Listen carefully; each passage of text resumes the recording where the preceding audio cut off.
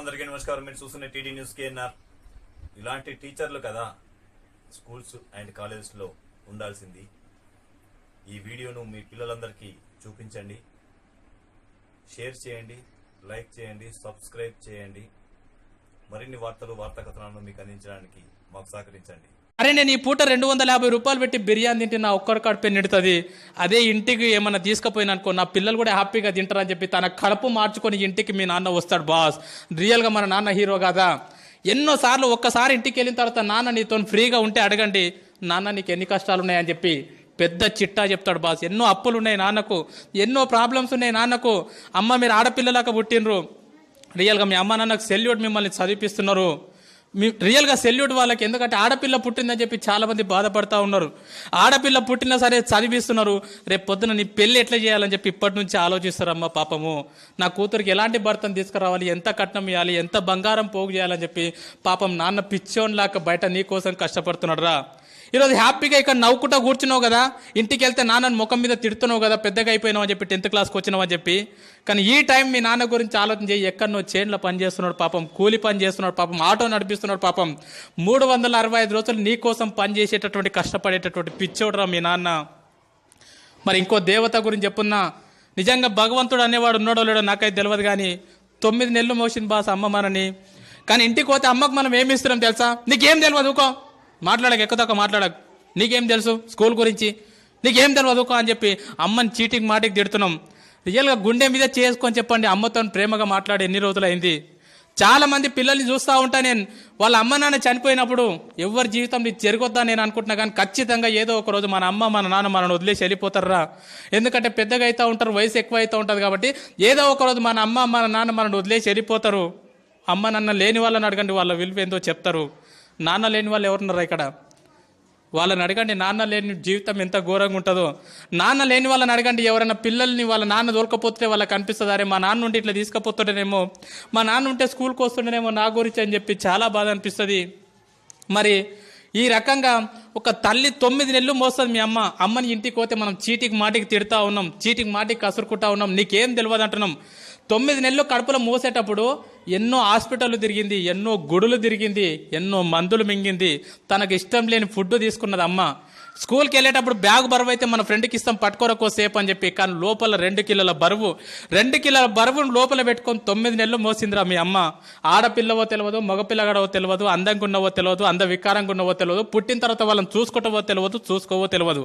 కడుపులో ఉన్నప్పుడు ప్రతిరోజు మురిసిపోయింది, నా కొడుకు ఇట్లుంటాడేమో, నా కూతురు ఇట్లుంటుందేమో అని చెప్పి. 8 నెలల టైం లోపల నువ్వు ఆడుతూ ఉంటే అమ్మ పేగును గట్టిగా తన్నినప్పుడు విపరీతమైనటువంటి నొప్పి. లేచి ఒక్కసారి కన్నీళ్లు దూడ్చుకొని పక్కకు నాన్న ఉంటే నాన్న నిద్రలకి లేపి, లోపల బాబా ఆడుకుంటున్నారు తెలుసా, లోపల పాప ఆడుకుంటుంది తెలుసా అని చెప్పి మురిసిపోయిందిరా మీ అమ్మ. 9 నెలలు నిన్ను మోసిన తర్వాత ఈ ప్రపంచం లోపలికి నిన్ను తీసుకొచ్చేటప్పుడు మీ అమ్మ నిన్ను ఈ ప్రపంచం లోపలికి ఎట్లా తీసుకొస్తుంది తెలుసా? 2 రకాలుగా తీసుకొస్తుంది బాస్. ఒకటి caesarean delivery, 2 normal delivery. Caesarean delivery అంటే ఏందో తెలుసా బాస్? రియల్గా నా జీవితంలో నేను డిగ్రీలో ఉన్నప్పుడు నాకు అపెండిక్స్ ఆపరేషన్ అయింది. 3 కుట్లు పడితే 3 నెలలు ఇబ్బంది పడ్డా నేను. 3 కుట్లకు 3 నెలలు ఇబ్బంది పడ్డా. సిజేరియన్ డెలివరీ అంటే తల్లి తన కడుపును మొత్తం కోయించుకొని నిన్ను ఈ ప్రపంచం లోపలికి తీసుకొస్తుందిరా. డాక్టర్ అంటాడు, అమ్మ నీ కడుపు మొత్తం కోసి బిడ్డను బయటికి తీయాలంటే ఇప్పటి వరకు ఏ తల్లి కూడా నాకేం కావద్దు అని చెప్పి ఏ తల్లి చెప్పలే. డాక్టర్ ఏమైనా పర్లేదు, కడుపులో ఉన్న బిడ్డకి ఏం కావద్దు డాక్టర్ అని చెప్పినటువంటి గొప్ప దేవతరా మీ అమ్మ. ఆ రకంగా నీకు సిజేరియన్ డెలివరీ ద్వారా నీకు జన్మనిచ్చింది మీ అమ్మ. సిజేరియన్ డెలివరీ కాకుండా నార్మల్ డెలివరీ, మ్యాక్సిమం మీ తల్లులు నీకు ఎక్కువ నార్మల్ డెలివరీ ఇచ్చింటారు. నార్మల్ డెలివరీ అంటే ఏం తెలుసా? ఒక్కసారి ప్లీజ్ అందరు ఇట్లా గిల్లుకోండి, ఒక్కసారి ప్లీజ్ గిల్లుకోండి అందరు, ఒకసారి కంపల్సరీ గిల్లుకోవాలి అందరు. గిల్లుకున్నారా? ఇప్పుడు గిల్లుకుంటే మీకు ఒక నొప్పి వచ్చింది కదా, పెయిన్. ఆ పెయిన్ని దేంట్లో కొలుస్తారంటే డెల్స్లో కొలుస్తారు. ఇప్పుడు నీకు అయినటువంటి పెయిన్ ఎంత అంటే 0.01 డెల్. 0.01 డెల్కి అబ్బా అంటున్నావు. నేను వచ్చి నీకు గట్టిగా తొడపాశం పెడితే అది ఎంత ఉంటుంది అంటే 0.1 డెల్ ఉంటుంది. 0.1 డెల్కే తల్లడిల్లిపోతున్నావు అబ్బా అంటున్నావు.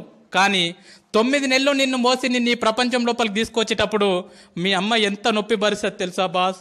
57 డెల్స్ నొప్పిని భరిస్తుందిరా. 57 డెల్స్ నొప్పిని భరిస్తుంది బాస్. 57 డెల్స్ నొప్పి అంటే ఎంతో నీకు అర్థం కాదు. 20 సుత్తెలు తీసుకొని ఒక్కసారి వెన్నెముక మీద ధన ధన ధన కొడితే ఎంత నొప్పి, అంత నొప్పిని భరించింది అమ్మ. 20 తేళ్ళు శరీరం మీద మొత్తం గుడితే ఎంత నొప్పి, అంత నొప్పిని భరించింది మీ అమ్మ నిన్ను ఈ ప్రపంచం లోపలికి తీసుకొచ్చేటప్పుడు. ఒక కాయన్ని తీసుకెళ్లి ట్రైన్ పట్టాల మీద పెడితే ఎంత విస్తరిస్తుందో అంత నొప్పిని భరించింది అమ్మ. అంత నొప్పిని భరించి 9 నెలల తర్వాత అరుపుల మధ్యలో, కేకల మధ్యలో మొత్తం నేలకేసి కొట్టుకున్నది, గింజుకున్నది, గొంతు పోయేటట్లు అరిచింది. లేబర్ రూమ్లో జన్మనిచ్చింది బాస్. నువ్వు బయటికి వచ్చిన తర్వాత నువ్వు రక్తపు మడుగులో ఉంటే డాక్టర్ నిన్ను బ్లౌజులతో పట్టుకుంటే అమ్మ మాత్రం నిన్ను డైరెక్ట్ తీసుకొని పాపం ముద్దాడిందిరా.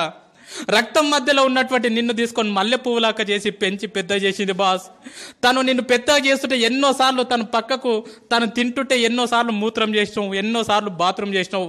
ఒక్కరోజు కూడా విసుక్కోకుండా తను తినేది పక్కకు పెట్టి అల్లారు ముద్దుగా పెంచి పెద్ద చేసిందిరా అమ్మ నిన్ను. అలాంటి అమ్మకు మనం ఏమి ఇస్తున్నాం? నీకేం తెలియదు పో.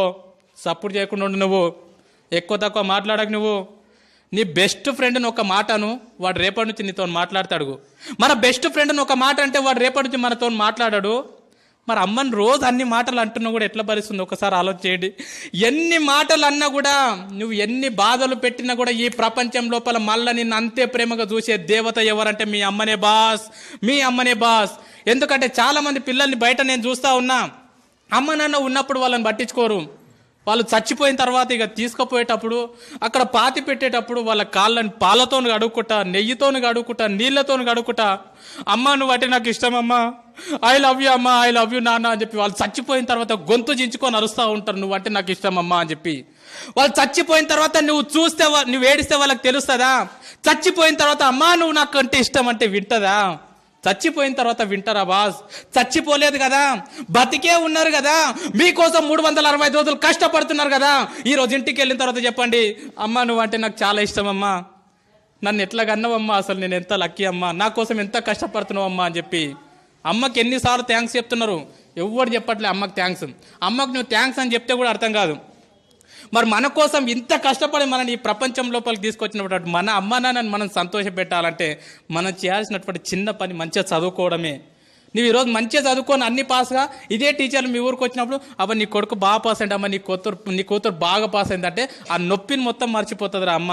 అరే నా కొడుక నా కూతురు, అరే సారులు గొప్ప చెప్పారు అని చెప్పి. ఆల్రెడీ అమ్మ కడుపు కోతబెట్టి ఈ ప్రపంచం లోపలికి వచ్చినాం. రేపు పొద్దున కాలేజ్ చేస్తుంటేనో ఇంకేదో చేస్తుంటేనో ఎవరో పరిచయం అయ్యారని చెప్పి ముఖం తెలియని వాళ్ళతో ఇంట్లోకి వెళ్ళిపోయి అమ్మ నాన్న గుండెల మీద దాన్ని వెళ్ళిపోవద్దురా. ఎంతమందిని చూస్తున్నాం బయట, యూట్యూబ్లో చూస్తున్నాం, దాంట్లో దీంట్లో చూస్తున్నాం. ఎవరో ముఖం తెలియనోడు పరిచయం అయితే 2 సంవత్సరాల పరిచయానికి అమ్మ నాన్నని కాదంటున్నారు. వద్దు పో, మీరు వద్దు, నాకు వీడే కావాలి. ఎంత బాధ ఉంటుంది పాపం. 9 నెలలు మోసి అంత నొప్పి భరించి ఈ ప్రపంచంలోకి తీసుకొచ్చినటువంటి ఒక కూతురు నువ్వు వద్దుపో నాకు వీడు కావాలని చెప్పి గుండెల మీద తన్ని వెళ్ళిపోతుందంటే ఆ తల్లిదండ్రులకు ఎంత బాధ ఉంటుందో ఆలోచన చేయండి. నా నంబర్ 1 స్కూల్లో చదువుతున్నటువంటి ప్రతి అమ్మాయికి ప్రతి అబ్బాయికి చేతులు ఎత్తి నమస్కరించి చెప్తున్నా, జీవితంలో మీ పెళ్లి చేసే అదృష్టం మీ అమ్మ నాన్నకి ఇవ్వండిరా. మీ పెళ్లి చేసే అదృష్టం మీ అమ్మ నాన్నకి ఇవ్వండి. రేపు పొద్దున మీ పెళ్లి చేసే టైంకి ఊరు తిరగాలి నీకోసం. నా కూతురుకు అబ్బాయి కావాలని చెప్పి, నా కొడుకుకు అమ్మాయి కావాలని చెప్పి ఊరు తిరగాలి. అంతేగాని ముఖం తెలియనుతో నువ్వు వద్దు అని చెప్పి అమ్మ నాన్న